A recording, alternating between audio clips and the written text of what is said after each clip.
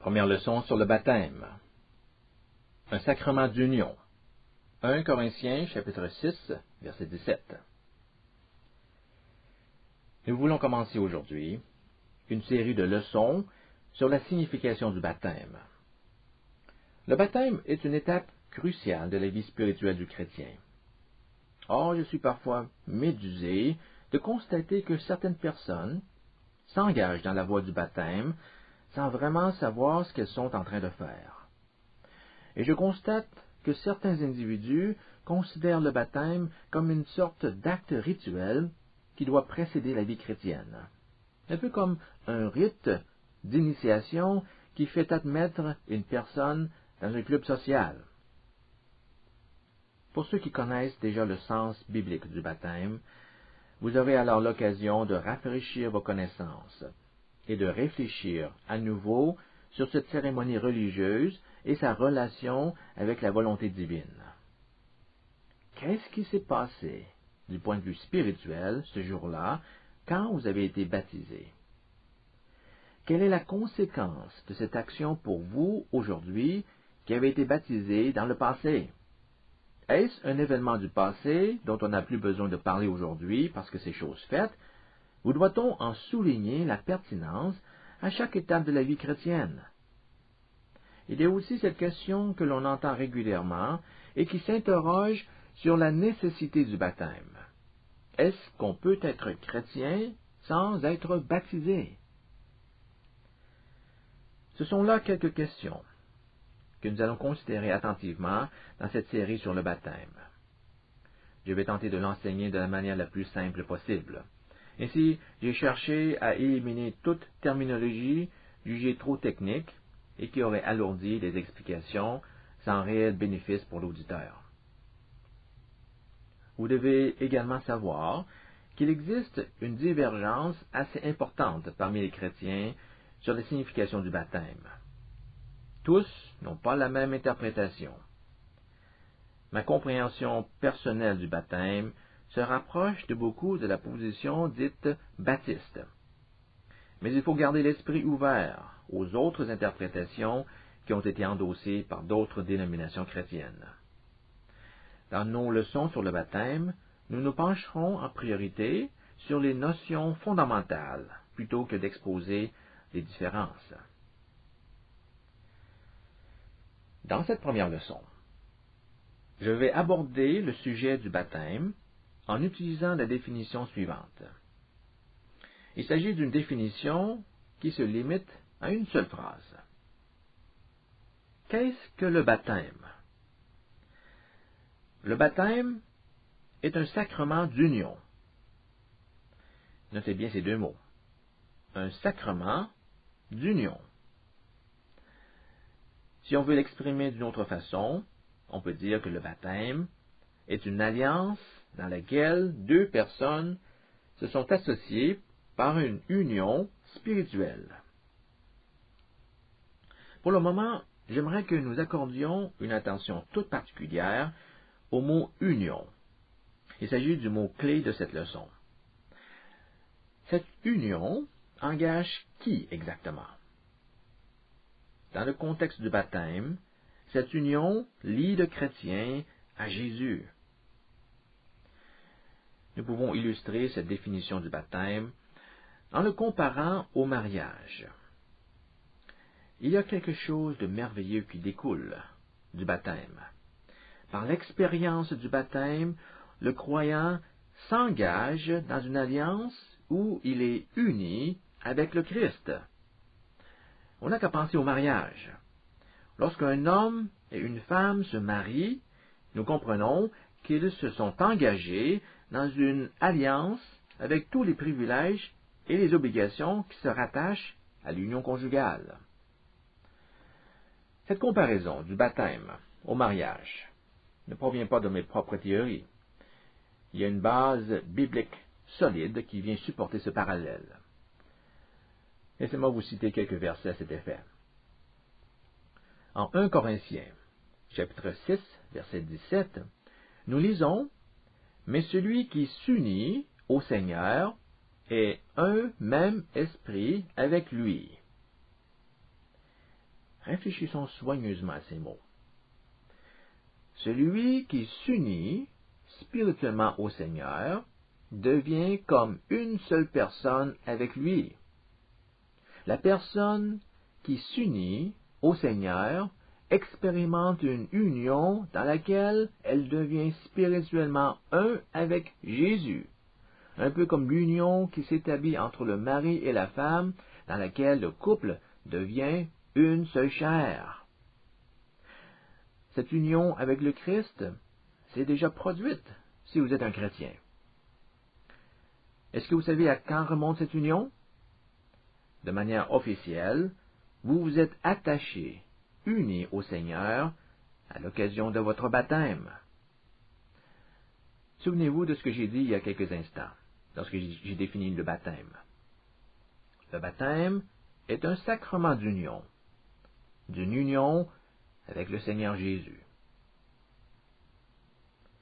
Le verbe unir que nous retrouvons dans ce passage, celui qui s'unit au Seigneur, est exactement le même mot grec qui est utilisé en Matthieu 19,5, où il fait spécifiquement référence à l'union du mariage. Dans ce verset, nous lisons la phrase suivante. C'est pourquoi l'homme laissera son père et sa mère et sera uni à sa femme, et les deux seront une seule chair. Nous avons ici un verset qui se rapporte à l'union d'un homme et d'une femme dans le mariage. L'homme sera uni à sa femme et les deux seront une seule chair. Et Paul reprend ce même mot grec pour unir en 1 Corinthiens chapitre 6 verset 17 quand il nous parle de l'union du croyant à Jésus. En Romains 6, 5, il est écrit que par le baptême, nous nous sommes unis à Christ en partageant sa mort. Lisons ce passage. Romains chapitre 6, versets 4 et 5.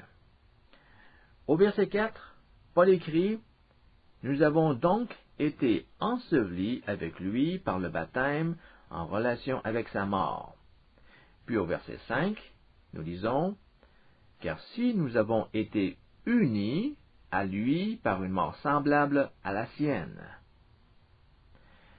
Ainsi, par le baptême, nous avons été ensevelis avec Christ. Et dans cette mort avec Christ, nous avons été unis à lui par une mort semblable à la sienne. Commencez-vous à voir en quoi le baptême constitue un sacrement d'union? Regardons un autre passage. Je vous propose la lettre de Paul aux Éphésiens, chapitre 5, versets 21 à 33. Il s'agit d'un passage qui a rapport au mariage. Ce passage est d'ailleurs très fréquemment récité lors des mariages. Vous vous souviendrez que Paul écrit « Femmes, soyez soumises à vos propres maris comme au Seigneur, et maris, aimez vos propres femmes, comme aussi le Christ est le chef de l'Assemblée. » Puis, tout à coup, au beau milieu de ce passage qui a pour objet le mariage, nous observons que Paul introduit le sujet du baptême. Ainsi, au verset 26, nous lisons « Afin qu'il la sanctifiât en la purifiant par le lavage d'eau, par la parole. » Il n'y a nul doute que ce lavage par l'eau a pour signification le baptême. Vous avez été purifiés de vos péchés par le lavage d'eau, par le baptême d'eau, comme on peut le lire dans la traduction de Louis II. Donc, en plein milieu de ce passage sur l'union conjugale, nous remarquons que Paul fait mention du baptême. Et puis, 5 versets plus loin, au verset 31, nous retrouvons mot pour mot le même verset que nous avions lu en Matthieu 19,5. C'est pourquoi l'homme laissera son père et sa mère et sera uni à sa femme, et les deux seront une seule chair. Il y a d'ailleurs dans la Bible plusieurs passages qui présentent Jésus comme étant l'époux de l'Église. Par exemple, nous voyons que dans sa deuxième lettre aux Corinthiens, Paul dit parce que je vous ai fiancé à un seul époux pour vous présenter au Christ comme une vierge pure. L'Église a un mari en la personne de Jésus-Christ.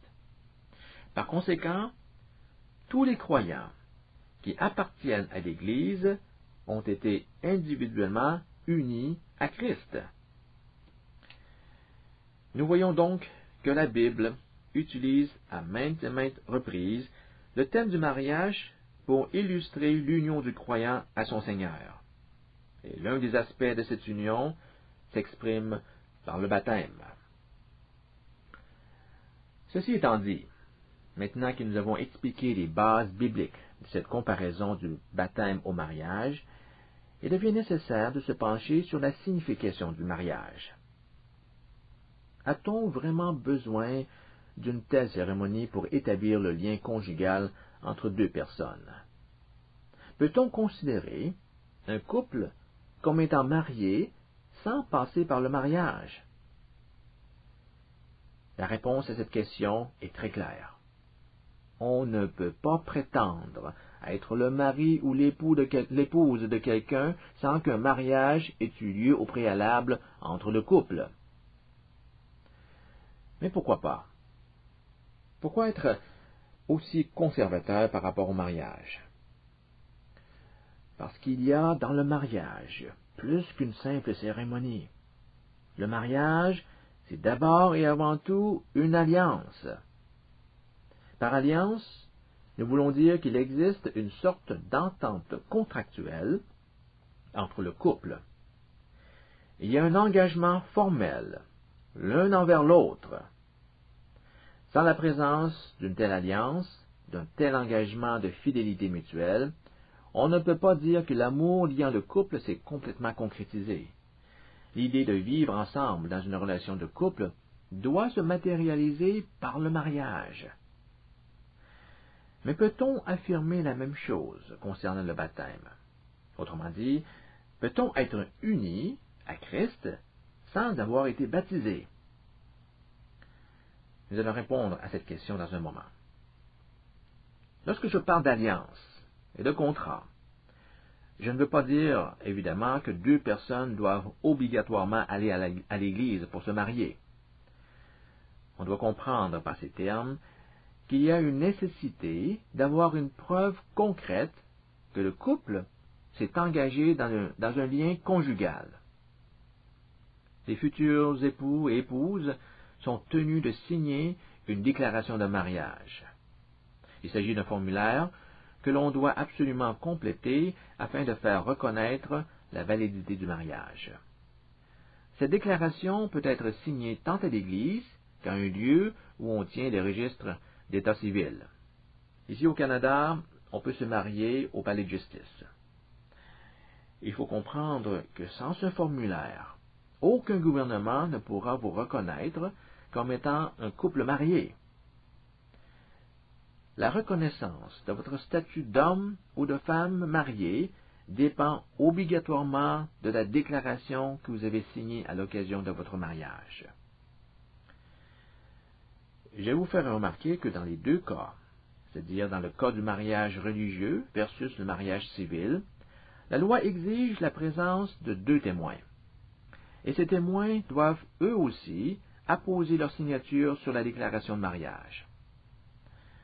Pourquoi demande-t-on la participation de ces témoins?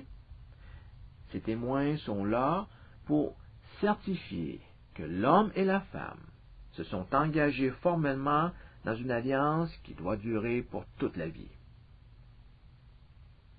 Donc, le mariage fait du couple un époux et une épouse. C'est à ce niveau que nous retrouvons une différence fondamentale entre la théologie catholique et la théologie protestante au sujet du baptême. L'Église catholique affirme que l'acte du baptême suffit à lui seul à provoquer la régénération. Ceci signifie que le baptême est le moyen spirituel qui vous amène à être unis avec Christ. Les catholiques partagent cette conviction en vertu de leur doctrine sur les sacrements. Cette doctrine, en effet, déclare qu'un sacrement possède la capacité de transmettre la grâce divine sans que la foi de la personne recevant le sacrement soit impliquée. C'est la raison pour laquelle l'Église catholique pratique le baptême des bébés et enseigne que le baptême est obligatoire pour le salut de l'âme. Les protestants n'ont pas la même vision des choses.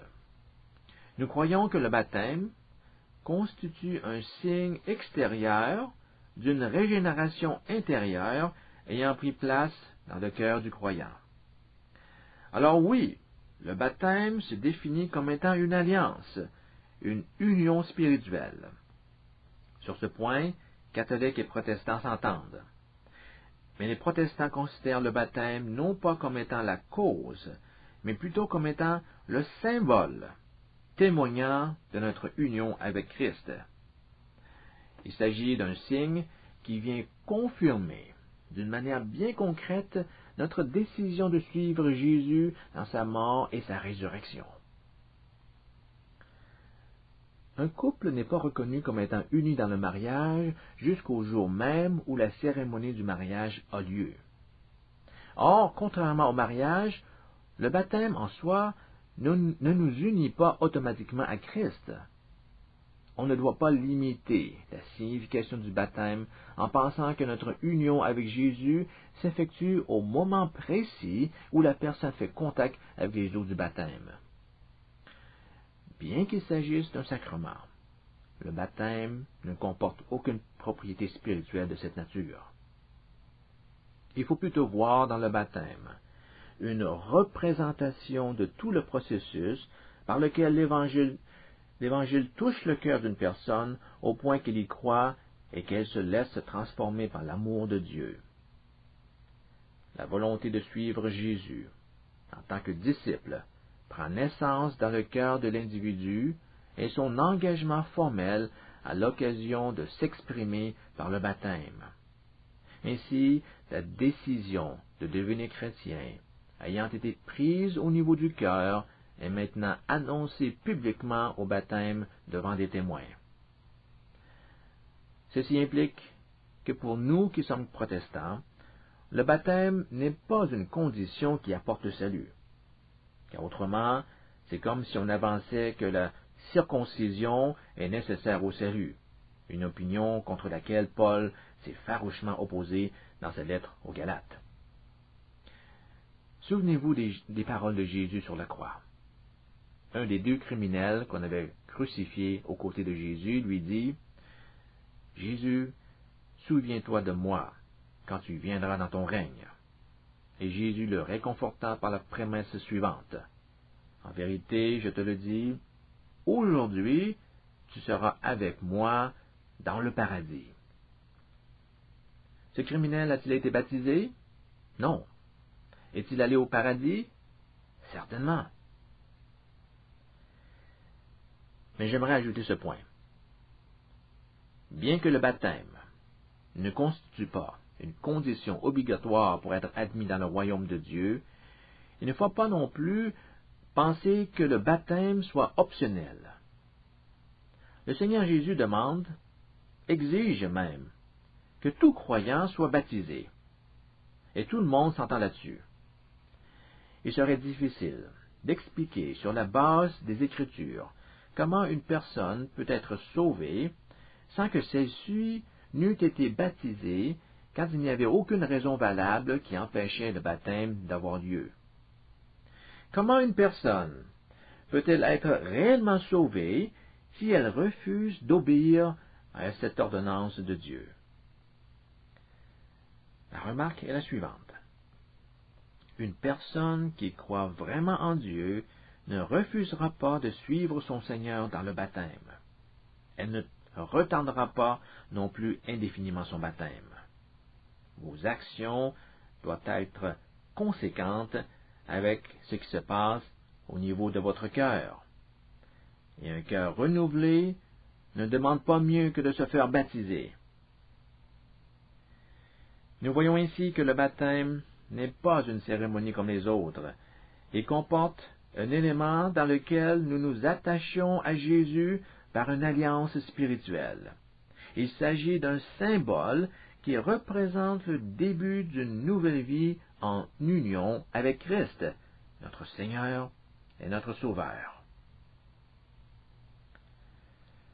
Continuons à approfondir notre étude du baptême en regardant de plus près cette comparaison entre l'union matrimoniale et celle qui s'établit entre le Christ et son disciple dans le baptême. Tout d'abord, nous pouvons affirmer, sans problème, que deux personnes s'engagent l'une envers l'autre dans le mariage parce qu'il existe un amour mutuel au sein de ce couple. De la même façon, nous nous engageons à suivre Jésus parce que nous l'aimons et parce que nous voulons répondre à l'amour qu'il éprouve pour nous. Mais on ne se marie pas avec quelqu'un à la légère. Vous devez éprouver un profond amour pour cette personne au point de consentir à partager de façon exclusive votre vie entière avec cette femme ou cet homme. Nous pouvons certainement dire la même chose des chrétiens dans leur relation avec Jésus. On ne s'engage pas dans une union spirituelle avec Christ pour la simple raison que sa personnalité nous plaît.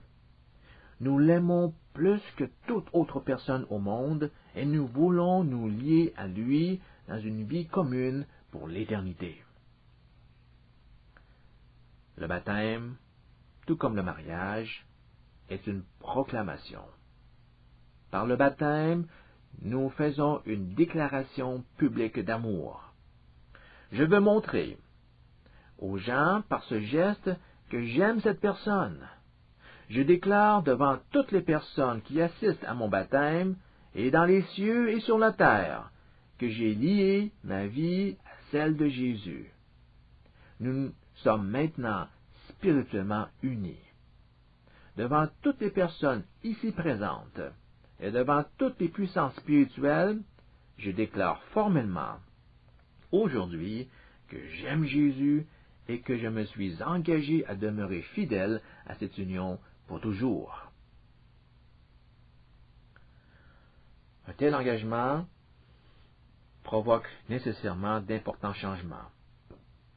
On doit réaliser qu'en unissant notre vie à celle du Christ, nous devons également nous engager à briser les liens qui nous ramèneraient à notre ancienne façon de vivre. Ceci est vrai pour tout mariage humain. Lorsque vous vous mariez, vous devez vous attendre à ce que votre vie ne se déroule plus de la même façon. Vous passez d'une vie de célibataire à une vie commune. Vous devez maintenant tenir compte de la présence constante d'une autre personne qui a accès à toutes les facettes de votre vie. Votre époux ou épouse a son mot à dire dans tout ce que vous faites et tout ce que vous décidez. Ainsi, lorsqu'on se fait baptiser, nous déclarons que nous nous sommes détachés de notre ancienne vie de péché. Je brise mes liens avec la vie égocentrique qui me préoccupait tant. Désormais, ma vie se fait avec Christ en toute intimité et dans la sainteté. Dans un mariage qui va bien, on peut sentir la présence d'un amour réciproque. Cet amour s'exprime par la priorité qui est accordée aux besoins de son partenaire. L'amour authentique se préoccupe de son prochain avant de penser à soi. Ainsi, en tant que chrétiens, nous voulons ouvertement exprimer notre amour envers Jésus et en lui accordant la première place dans notre cœur. Au baptême, nous déclarons ceci. À partir de maintenant, les intérêts de Jésus ont priorité sur mes propres intérêts. Ses préoccupations deviennent mes préoccupations. En fait, je lui accorde la première position dans ma liste des priorités, bien avant mes propres besoins. Voici un autre point de comparaison. Lorsqu'on s'unit avec quelqu'un par le lien du mariage, c'est dans l'intention d'être avec cette personne, et non pas de vivre une vie parallèle sans véritable intimité. Là où on retrouve l'époux ou l'épouse, on retrouvera aussi son conjoint ou sa conjointe. L'un n'est pas sans l'autre. Ils sont en constante communion l'un avec l'autre. Ils partagent leurs intérêts et leurs activités ensemble. Peut-on appeler cela un mariage quand l'un ne sait jamais où l'autre se trouve? Vous voulez être ensemble. Vous désirez garder contact avec ce qui se passe dans la vie de l'autre. Vous accordez à l'autre votre entière disponibilité en cas de besoin. Que ce soit dans la misère ou dans la joie, vous pouvez compter sur la présence de l'autre. Il en est de même du chrétien dans son union avec Christ. Le chrétien authentique est celui qui se donne la peine d'avoir un contact constant avec son Maître. Il prend plaisir à communier avec Jésus dans la prière. Au baptême, comme dans le mariage, nous déclarons, pour le meilleur et pour le pire, je te suivrai toujours, Seigneur Jésus. Que ce soit dans la pauvreté ou dans la richesse, Seigneur, je serai toujours avec toi. Puis, il y a l'anneau de mariage. Que représente-t-il? Qu'est-ce que cette bague symbolise?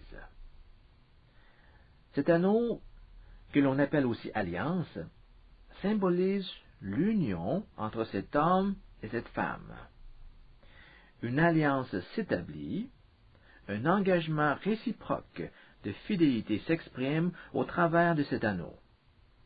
Lors de l'échange des anneaux, des bagues, on dit à l'autre « Je serai toujours avec toi ». Cette bague symbolise ainsi la promesse de rester fidèle en amour. Par le baptême, le Seigneur Jésus nous fait aussi un présent. Il nous donne le Saint-Esprit. On peut considérer l'Esprit Saint comme étant le gage de la fidélité et de l'engagement de Dieu envers nous. Lorsque le Seigneur nous accorde l'Esprit Saint, c'est comme s'il nous disait « Je ne te délaisserai pas, ni ne t'abandonnerai ».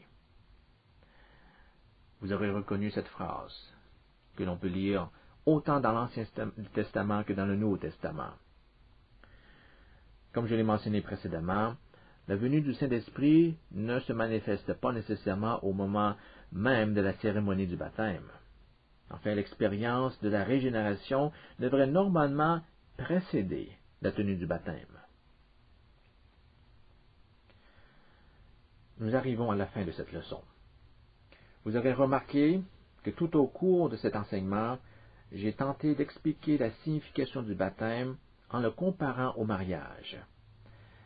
Mais je ne voudrais pas conclure ici sans avoir souligné le fait que le baptême n'est pas un mariage.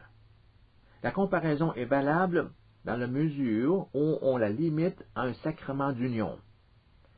Dans le baptême, comme dans le mariage, il y a une union de deux êtres. Par contre, notre union avec le Christ n'est pas de la même nature que l'union d'un couple dans le mariage. Il existe une profonde différence que je me dois de vous faire part. Vous savez tous que la cérémonie du baptême ne se déroule pas de la même façon que celle du mariage, car le sens du baptême diffère de celui retrouvé dans le mariage. Dans la cérémonie du baptême, vous voyez une personne qui est immergée dans l'eau pour en ressortir quelques instants plus tard. Certains baptisent par aspersion, alors que d'autres baptisent par effusion. Dans le mariage, il n'y a rien de tout cela.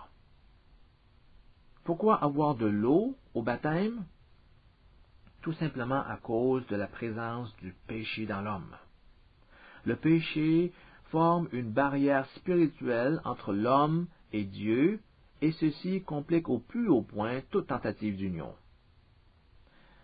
Pour être réaliste, tant et aussi longtemps que cette barrière n'aura pas été levée, toute union entre Dieu et l'homme s'avère impossible. Il s'agit d'une condition incontournable. La dette du péché doit être effacée. Et c'est ce que Jésus a fait sur la croix. Par amour pour nous, il a voulu se joindre, s'unir à nous.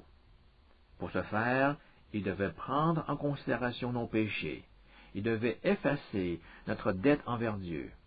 Et cette dette spirituelle, il l'a annulée par sa mort.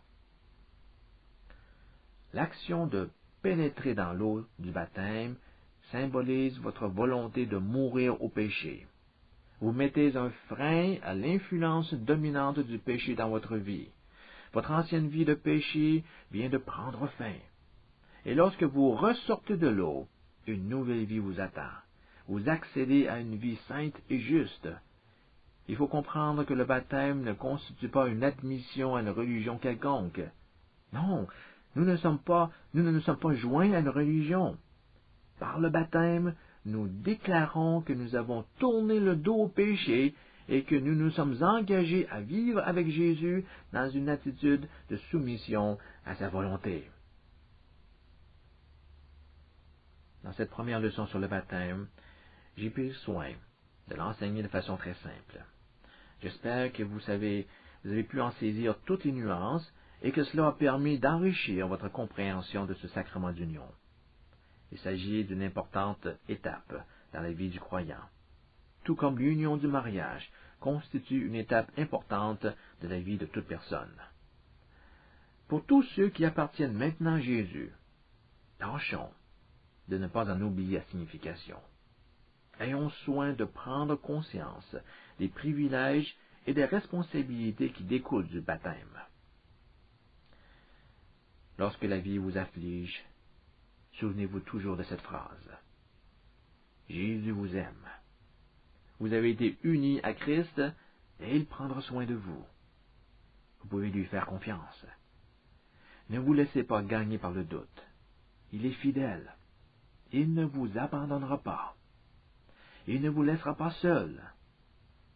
Il voit vos larmes et constate que votre cœur est appesanti par la douleur.